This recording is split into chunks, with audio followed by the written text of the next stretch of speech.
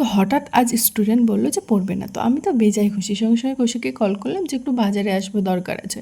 তো কৌশিক তো আমাকে বাজারে নিয়ে এলো, কিন্তু আমার মুখটা ভার হয়ে গেছে, আমি যেটার জন্য এসেছিলাম সেটা বন্ধ, সেই জন্য।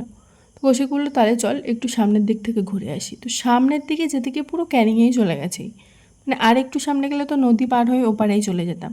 তো ক্যানিংয়ে যখন এসছি তো কিছু খাওয়া যাক, তো প্রথমেই চলে গেছিলাম হচ্ছে পুরাতন ভিডিওর সামনে যে কাকুটা বসে ফুচকা দারুণ করে, তো ওখান থেকে ফুচকা খেলাম। তারপরে এতই ঝাল লেগেছিলো যে মিয়ামোর থেকে প্রথমে কেক খেলাম।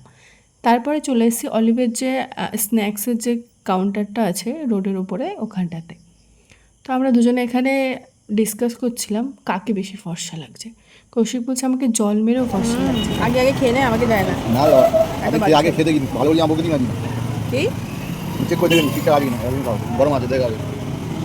তো খাবার নিয়ে আমাদের মধ্যে এরকমই চলে সবসময়। তো নিয়েছিলাম 1 প্লেট মোমো। তো তারপরে চলে এসেছিলাম সোজা বাড়ি।